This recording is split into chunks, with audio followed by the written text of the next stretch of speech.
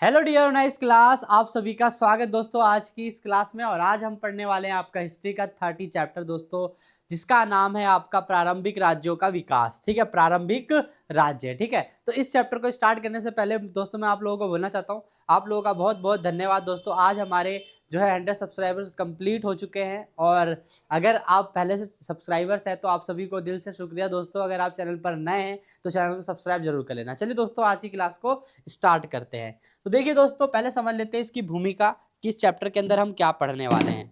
ठीक है, तो चलिए स्टार्ट करते हैं। देखिए, प्राचीन भारत में राज्य व्यवस्था का विकास धीरे धीरे हुआ। मतलब जो प्राचीन व्यवस्था थी उसमें जब राज्य का विकास हो रहा था तो बहुत धीरे धीरे हो रहा था अपने अकॉर्डिंग। ठीक है, उसके बाद प्रारंभ में समाज जनजातियां थी। ठीक है, फिर समय के साथ कृषि, निजी संपत्ति, व्यापार, जनसंख्या वृद्धि, सामाजिक वर्गों के कारण राज्य की क्या हुई, आवश्यकता पड़ी।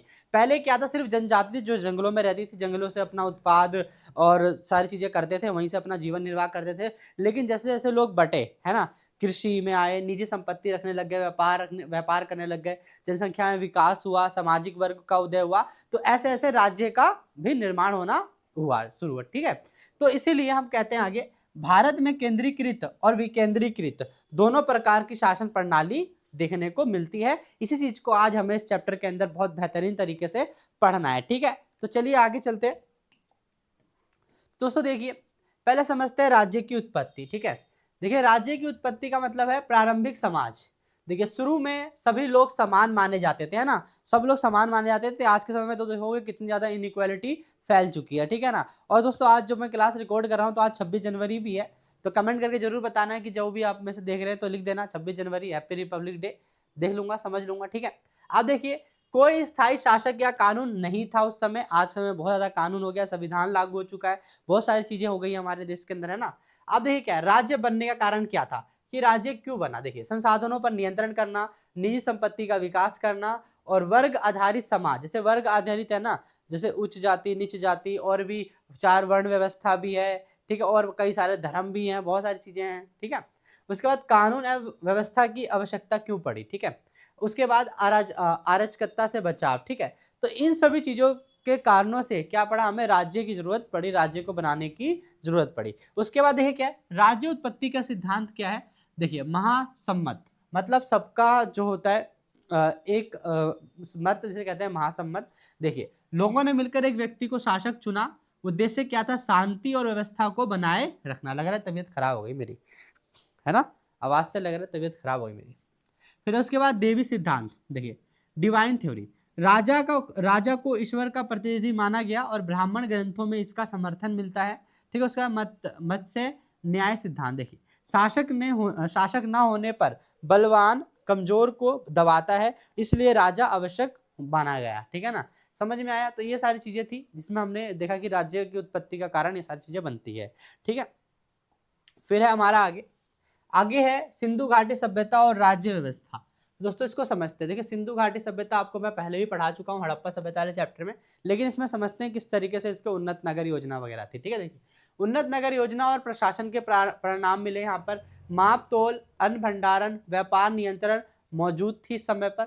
हालांकि राजा या शासन प्रणाली के प्रत्यक्ष प्रमाण नहीं मिले। ठीक है ना, मतलब जो हमारा हड़प्पा सभ्यता, सिंधु घाटी की सभ्यता थी, यहाँ पे सारी चीजें मिली, लेकिन जो शासक होने का मतलब वहाँ पे कोई शासक होगा इसका प्रमाण क्लियर नहीं था। ठीक है, फिर उसके बाद है वैदिक कालीन राज्य। देखिए, प्रारंभिक वैदिक काल, समाज जनजाति थी। क्या थी, समाज जनजाति थी, है ना, जो कि जंगलों में रहते थे। बेसिक वहाँ के से जो चीजें मिलती थी वही वो लोग खाते पीते थे। ठीक है, उसके बाद राजा जनजाति का मुखिया होता था। कौन होता था, राजा जनजाति का मुखिया होता था। राजा को कहा जाता था उस समय जन से गोप्ता, लोगों का रक्षक जिसे कहते हैं। ठीक है, फिर उसके बाद है वैदिक उत्तर काल। देखिए, इसमें राजत्व वंशानुगत हो गया और कर वसूली शुरुआत हुई। ठीक है, क्या हुआ, जो राजा का पद होने लग गया था ना, वो क्या होता, वंशानुगत होने लग गया था। ठीक है, अब उसके बाद कर वसूली लगा दी गई थी और फिर राज्य शक्तिशाली बनने लग गए थे, क्योंकि कर आ गया था, राज्य शक्तिशाली होने लग गए थे। फिर उसके बाद जनपद का उदय हुआ, जो कि हमारा प्रारंभिक जो था भारत जो शुरुआत में 16 महाजनपदों में बटा हुआ था। ठीक है, देखिए, जनजातियों के स्थायी क्षेत्र, जैसे कि बाद में यही राज्य बने, और महाजनपद लगभग 600 ईसा पूर्व से और 600 ईसा पूर्व तक 16 महाजनपद विकसित हुए। प्रमुख मगध, कौशल, अवंती, वज्जी और काशी थे। ठीक है, ये प्रमुख महाजनपद थे। उसके बाद महाजन के प्रकार के दो प्रकार के थे, राजतंत्रीय और गणतंत्रीय। देखिए, राजतंत्रीय महाजनपद जहां राजा सबसे ऊपर होता था, सर्वोच्च होता था, राज्य की शक्ति चलती थी। उसके बाद है आपका उदाहरण, जैसे कि कौशल में। फिर है गणराज्य, शासन सभा द्वारा, ठीक है, जिसमें जैसे कि वज्जी, ये एक वज्जी संघ जो था, यहाँ पे लोगों का एक संघ जो था ना, उस महाजनपद को चलाता था। तो दो तरह के थे, राजतंत्र भी था और लोकतंत्र भी था, यानी गणराज्य भी था। ठीक, अब देखिए आगे, आगे आपका मगध का उत्कर्ष। देखिए, मगध का उत्कर्ष से समझते हैं क्या कि मगध किस तरीके से शक्तिशाली महाजनपद बना, इसी के बारे में हम इस चैप्टर अभी पढ़ने वाले हैं इसमें। ठीक है, देखिए, तो राजनीतिक स्थिति, नदियां, लोहे की खदानें यहाँ पर भरपूर मात्रा में थी। नदियों में इन्होंने गेहूं वगैरह और धान वगैरह रोपा। ठीक है, और लोहे की खदानें थी, इससे औजार वगैरह बनाए गए सैनिक के। ठीक है, इससे समृद्ध हुआ। देखिए, शक्तिशाली शासक बना और सेना संगठन मजबूत हो गया यहाँ पर। ठीक है, फिर उसके बाद है आपका मौर्य साम्राज्य। मौर्य साम्राज्य की स्थापना 322 ईसा पूर्व में हुआ था। संस्थापक कौन थे आपके? चंद्रगुप्त मौर्य। राजधानी क्या थी? पाटलिपुत्र। क्या थी? है ना। फिर प्रशासन का प्रमुख स्रोत क्या था? अर्थशास्त्र। क्या था? ठीक है, जो चंद्रगुप्त मौर्य के शासनकाल में कौन थे? कौटिल्य, चाणक्य, जिन्होंने अर्थशास्त्र की रचना करी थी, वही इंपॉर्टेंट था वो। ठीक है, अब आगे क्या है? प्रशासनिक विशेषता। देखिए क्या है, अत्यंत केंद्रीकृत शासन था, शक्तिशाली सेना और विस्तृत नौकरशाही, ये सारी चीजें थी प्रशासन की व्यवस्था में मौर्य साम्राज्य के। ठीक है, उसके बाद देखते हैं गुप्तचर प्रणाली थी। यहाँ पर क्या था? गुप्तचर प्रणाली थी। इसके अंदर राजा, जैसे कि होता है ना, राजा के पीछे जो चाल चल रही होती है राजा को मारने का या फिर साम्राज्य को खत्म करने का कुछ भी, तो ऐसे साधु भिक्षु अलग अलग रूप में जासूस बनकर ये लोग पूरे मंत्रिमंडल पर या फिर पूरे राजमहल में घूमते थे, ध्यान रखते थे, और कोई भी खबर होता था ना, राजा को तुरंत पहुंचाते थे। ठीक है, फिर उसके बाद प्रमुख शासक कौन बना? चंद्रगुप्त मौर्य, बिंदुसार और अशोक। अशोक महान राजा था। ठीक है ना, अशोक के बारे में कलिंग का युद्ध भी है, वो आगे देखेंगे। फिर है मौर्य साम्राज्य। मौर्य साम्राज्य काल के बाद विदेशी आक्रमण हुआ, शक कुषाणों का प्रभाव रहा, फिर राजत्व में देवी तत्व बढ़ा। ठीक है, फिर आगे चलते हैं। तो ये था आपका मौर्य साम्राज्य के बारे में। आप समझते हैं गुप्त साम्राज्य। ठीक है, गुप्त अंपायर।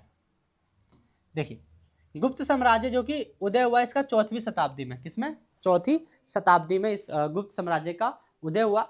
मौर्य प्रशासन या प्रशासन मौर्य में मौर्य से कम केंद्रीकृत था, लेकिन सामंतवाद की शुरुआत यहीं से हुई थी। ठीक है, फिर उसका विशेषता क्या थी? राजा को देवता समान माना गया और भूमि अनुदान प्रचलन हुआ। मतलब भूमि दान में, इसी में तो दिया था, गुप्त काल में ही तो दिया जाने लग गया था भूमि को।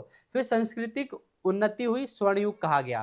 फिर गुप्त साम्राज्य से कहते हैं। ठीक है, फिर देखिए गुप्त उत्तरकालीन राजनीतिक, हर्षवर्धन आया, पाल, प्रतिहार, राष्ट्रकूट, ये सब आए थे। सामंतवाद का विस्तार हुआ, विकेंद्रीकृत शासन चालू हुआ। विकेंद्रीकृत मतलब कि फैलाव वाला। ठीक है, केंद्रीकृत मतलब एक ही जगह पर जो होता था। ठीक है, अब क्या है? दक्षिण भारत में चोल राज्य आए। ठीक है, समय था 850 से लेकर 1200 ईस्वी। ठीक है, देखिए, शक्तिशाली समुद्री साम्राज्य, कुशल प्रशासन, ये सब थे दक्षिण भारत में चोल राज्य के। अब प्रशासन व्यवस्था क्या थी? ग्राम थी, सभाएं थी, सभा और उर्स इन्हें कहा जाता था। ठीक है, फिर मजबूत नौसेना थी, व्यापारिक विस्तार हुआ, इसे हम कहते हैं चोल शासक। ठीक है, चोल शासन।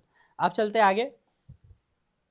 आपका इंपॉर्टेंट पॉइंट है, अब यहाँ पे इंपॉर्टेंट चीज समझ लेंगे कुछ। देखिए, जैसे कि परीक्षा के दृष्टि से महत्वपूर्ण बिंदु, जैसे कि महासम्मत सिद्धांत था, मत्स्य न्याय था, 16 महाजनपद थे, जिसमें कुरु, वज्जी, मगध, पंचाल, ये इंपॉर्टेंट थे। ठीक है, फिर अर्थशास्त्र थी, जो कि मौर्य साम्राज्य को चलाने के लिए इंपॉर्टेंट थी, जो कौटिल्य चाणक्य ने लिखी थी। ठीक है, मौर्य प्रशासन बहुत सुव्यवस्थित थी, सेना थी, गुप्तचर व्यवस्था थी, प्रशासनिक केंद्र थे। ठीक है, फिर उसके बाद गुप्तकालीन सामंतवाद, मतलब अब यहाँ पे अमीर वर्गों का उदय हुआ था। ठीक है ना, सामंतवाद वही ना, अमीर वर्गों का। ठीक है, फिर चोल ग्राम प्रशासन। फिर क्या है? निष्कर्ष, भारत में राज्य व्यवस्था का विकास, जनजाति समाज से साम्राज्य तक की यात्रा, और अलग अलग कालों में शासन प्रणाली बदलती रही, जैसे कि हमने देखा मौर्य साम्राज्य, गुप्त साम्राज्य, चोल शासक, अलग अलग। ठीक है, तो इसी के साथ दोस्तों ये चैप्टर हमारा होता है खत्म, वन शॉट वीडियो। और दोस्तों आई होप, मैं आशा करता हूं कि आप लोग इस वीडियो को लाइक करेंगे, और चैनल पर नए हो तो चैनल को सब्सक्राइब जरूर करना। अब दोस्तों ये भी चैप्टर खत्म होने वाले हैं सारे हिस्ट्री के। अब जो है हम मोस्ट इंपॉर्टेंट क्वेश्चंस की जो है दोस्तों सीरीज लाने वाले हैं, तो चैनल को सब्सक्राइब करके रखना। और आपके एग्जाम के लिए दोस्तों मैं पूरी तैयारी करवाने वाला हूं, तो बिल्कुल भी ना भूलें सब्सक्राइब करना। मिलते हैं नेक्स्ट वीडियो में, जब तक के लिए पढ़ते रहिए।